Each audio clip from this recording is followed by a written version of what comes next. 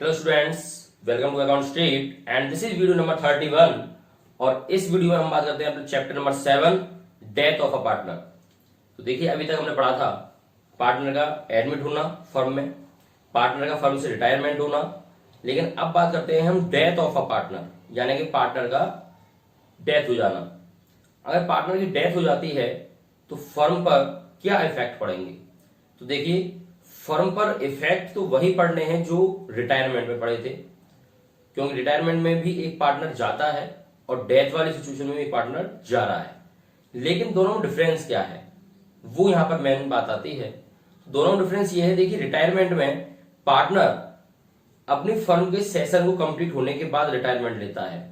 It means 31 मार्च तक का पूरा उसका हिसाब किताब कंप्लीट हो जाएगा, उसके बाद वो रिटायरमेंट लेगा।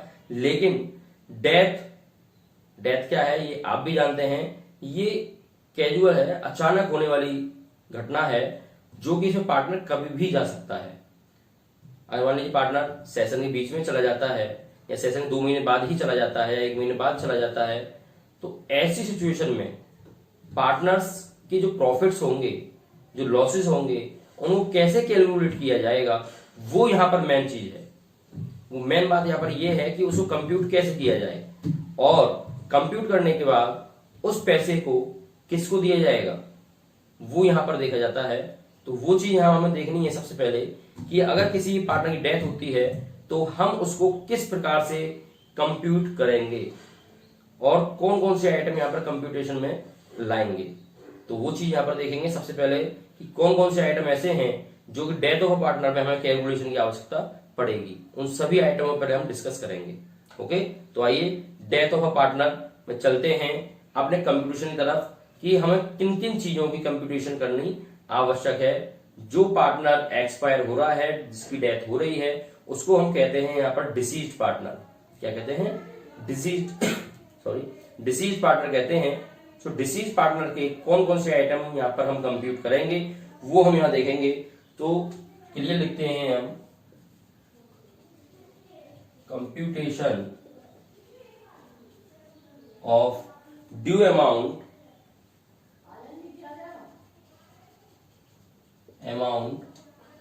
Due to deceased partner.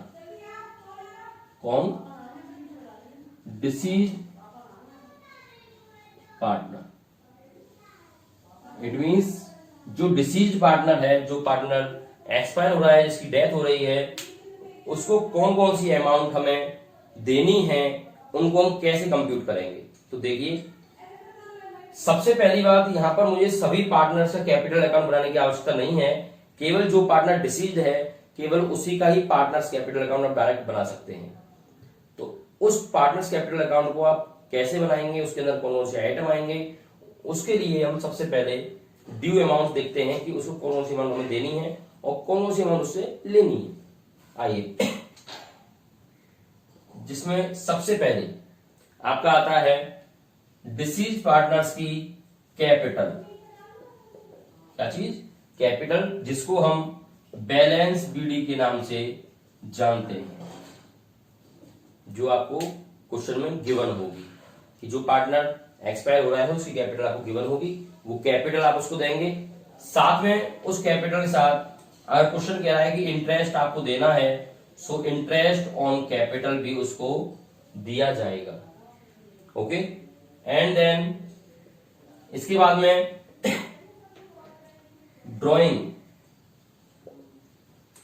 अगर उसने की है तो वो ड्राइंग उससे ली जाएगी और उस ड्राइंग पर इंटरेस्ट भी उससे वापस लिया जाएगा। कब तक? जब तक उसकी डेथ हुई है, जब तक उसने उस ड्राइंग को यूज किया है, तब तक की कैलकुलेशन इंटरेस्ट ऑन ड्राइंग की जाएगी। और इंटरेस्ट ऑन ड्राइंग कैलकुलेट करना आपको बहुत अच्छे से आता है, चैप्टर नंबर 2 की वीडियो में मैं आपको बता चुका था।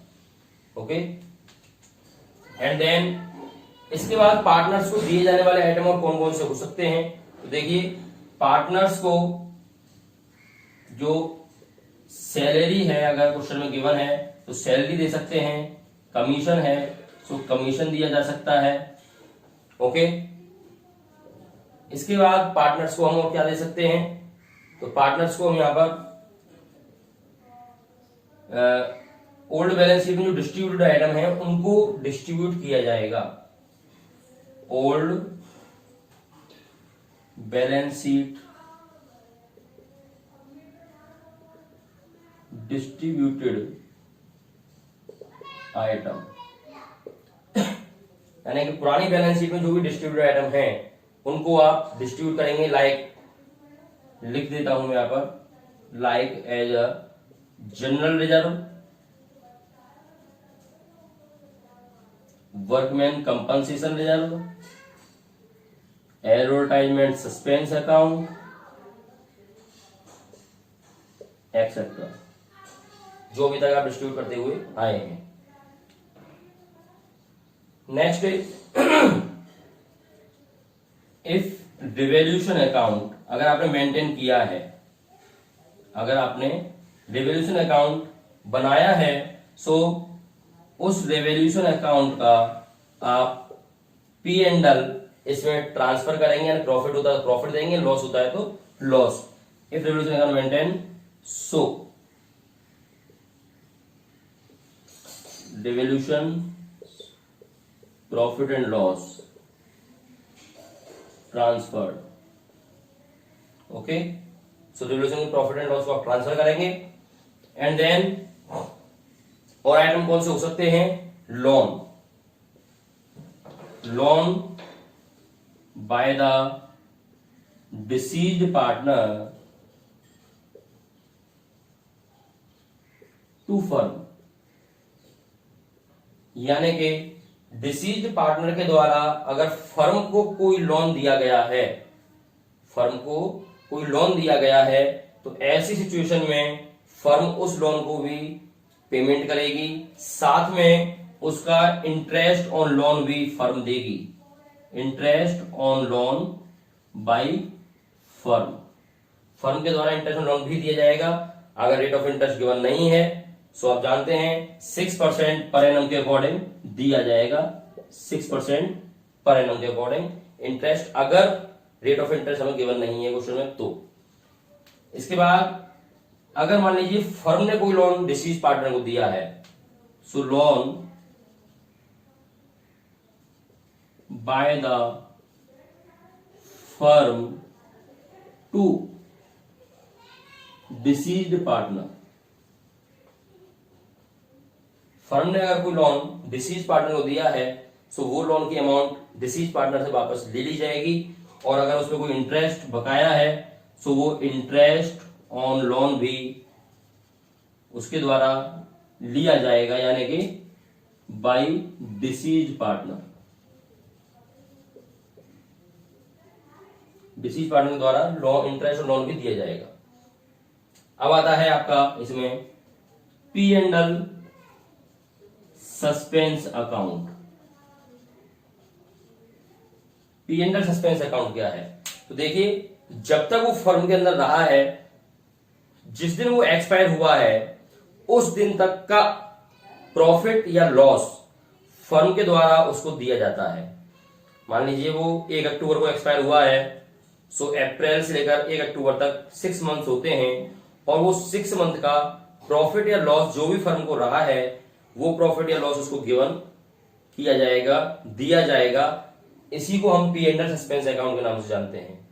ओके, सो ये हमें निकालना, यहाँ पर सीखना है P and L suspense account कैसे निकाला जाता है, वो भी बताएंगे हम। और एक आइटम आपका है treatment of goodwill, treatment of goodwill. तो ये आपके सभी आइटम हैं जो कि पार्टनर्स को दिए जाते हैं और उनसे लिए जाते हैं। ये सभी आइटम आप बहुत अच्छे से जानते हैं, कोई भी न्यू आइटम इसमें नहीं है। कैपिटल क्वेश्चन में गिवन होगी, interest on capital rate question में गिवन होगा, उसके आधार पर निकालना है। ड्राइंग क्वेश्चन के अंदर गिवन होगी, इंटरेस्ट ऑन ड्राइंग निकालना आप पर आता है, रेट ऑफ इंटरेस्ट दे रखा होगा आपको क्वेश्चन के अंदर। पार्टनर की सैलरी कमीशन क्वेश्चन में गिवन होगा।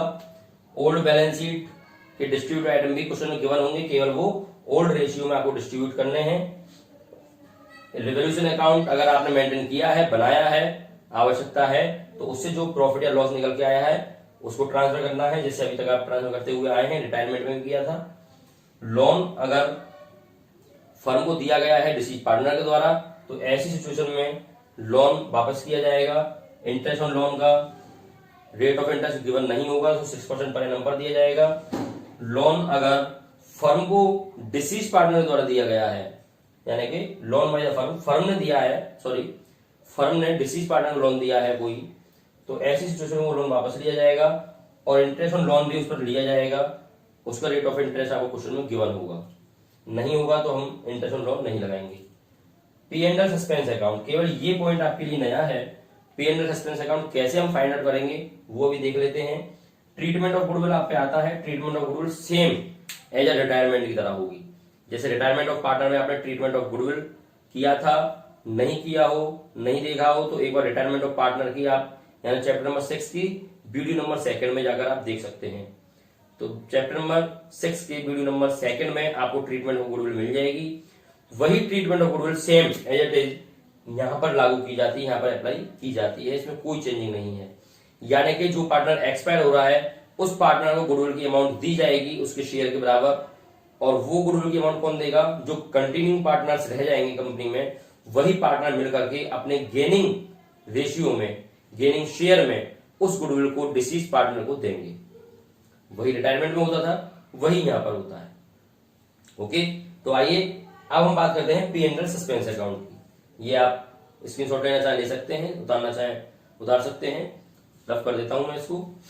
तो P and L suspense account यहां पर हम देखेंगे। आइए,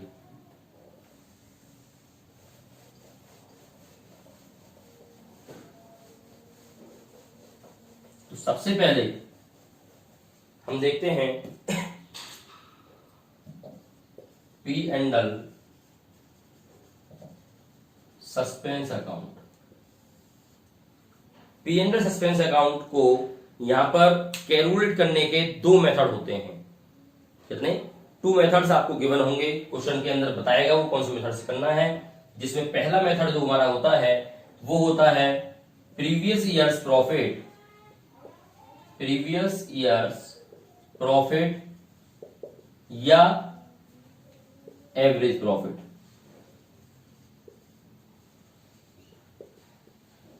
ओके, प्रीवियस ईयर्स प्रॉफिट या प्रीवियस ईयर्स एवरेज प्रॉफिट के आधार पर। सेकंड होता है सेल्स बेसिस। कौन सा? सेल्स बेसिस, सेल्स बेस के आधार पर। तो हम दोनों को यहां पर एक एक करके पढ़ते हैं। पहले आइए पहला देखते हैं हम प्रीवियस ईयर्स प्रॉफिट। तो यहां पर हम एज्यूम कर लेते हैं, मान लीजिए एक एग्जांपल ले लेते हैं, ए बी सी 3 पार्टनर हमारे पास है और 5:4:3 में ये पार्टनर है। और एज्यूम कर लेते हैं ऑन 1 अक्टूबर को बी एक्सपायर हो रहा है। कौन? बी एक्सपायर हो रहा है। ओके, बी की डेथ हो रही है 1 अक्टूबर को। अब यहां पर ये कहता है कि आप P and L suspense account आपको कैलकुलेट करना है, तो कैसे करेंगे? तो देखिए, अगर हम बात करते हैं फर्स्ट पॉइंट की, अपने प्रीवियस ईयर प्रॉफिट या एवरेज प्रॉफिट के आधार पर आपको कैलकुलेट करना है, तो कैसे करेंगे? तो क्वेश्चन में आपको ये गिवन होगा कि प्रीवियस ईयर प्रॉफिट हमारा मान लीजिए 5 लाख रुपीज का रहा था, उसी के आधार पर आप डिसीज पार्टनर को प्रॉफिट दे दीजिए। यानी कि वहां क्लियर बोलेगा वो कि प्रीवियस ईयर्स यानी पिछले साल का जो प्रॉफिट रहा था हमारा वो एज्यूम 5 लाख रहा, तो इसके आधार पर आपको पी एंड एल देना है। तो कैसे देंगे? तो सीधा सा मेथड होता है कि पिछले साल प्रॉफिट हुआ था 5 लाख का, ओके, पूरी साल में। लेकिन यहां पर ये केवल 1 अक्टूबर तक की कैलकुलेशन करा रहा है, क्योंकि 1 अक्टूबर को एक्सपायर हो रहा है। सो हम यहां पर निकालते हैं कि करंट ईयर प्रॉफिट कैसा होगा। करंट ईयर्स प्रॉफिट आपका 5 लाख मल्टीप्लाई बाई 6/12,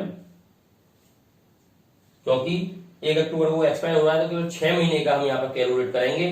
तो 6 महीने का यहाँ पर हमने कैलकुलेट कर दिया और ये निकल के आया 2,50,000 rupees profit.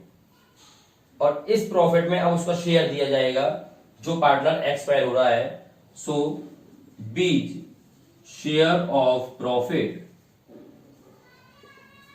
So 2,50,000 multiply by उसका शेयर कितना हो गया आपका 4/12।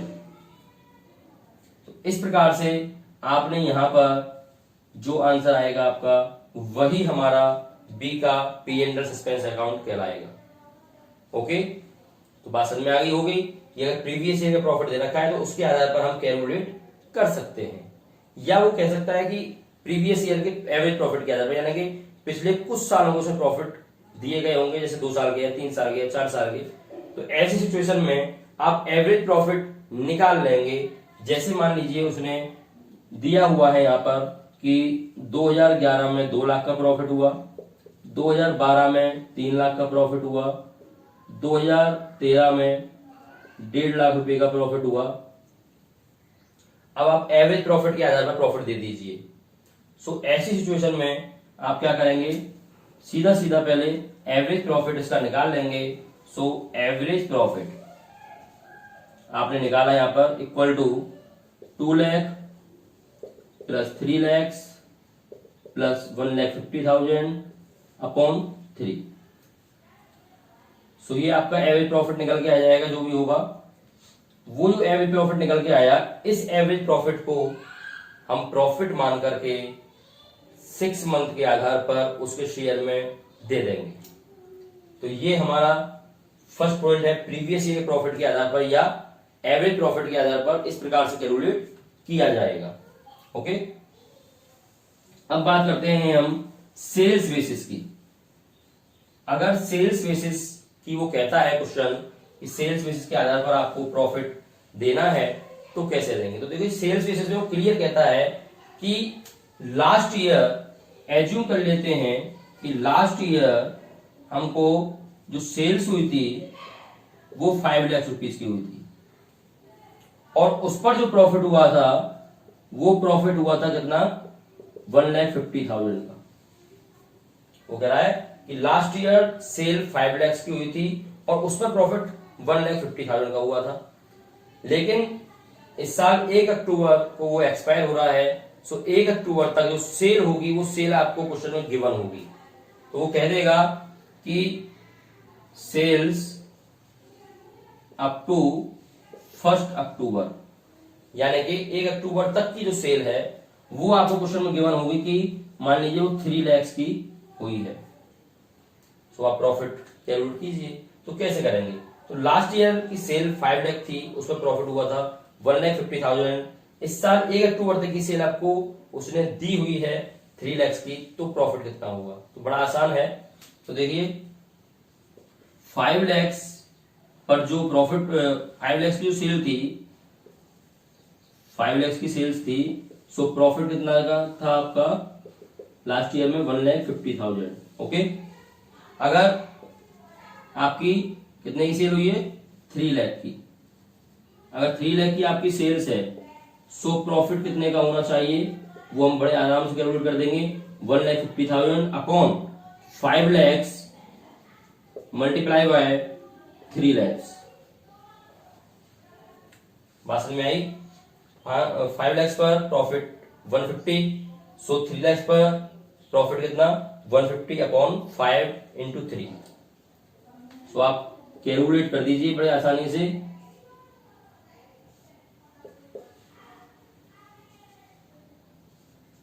₹90,000। ये जो 90,000 रुपीज निकल के आया, प्रॉफिट निकल के आया, उसका शेयर निकालना है। ये तो पूरी फर्म का प्रॉफिट निकल आया, उसका शेयर निकालना बी का केवल। सो निकाल दीजिए बी शेयर ऑफ प्रॉफिट। तो बी एक्सपायर हो रहा है, सो 90,000 मल्टीप्लाई बाय बी का शेयर है आपका 4/12। ओके, ये आया आपका 30,000 रुपीज। तो ये 30,000 रुपीज जो है ये आपका बी का प्रॉफिट है, ये P and L suspense account कहलाएगा। ओके, सो दोनों में थोड़ा क्लियर हो गए होंगे।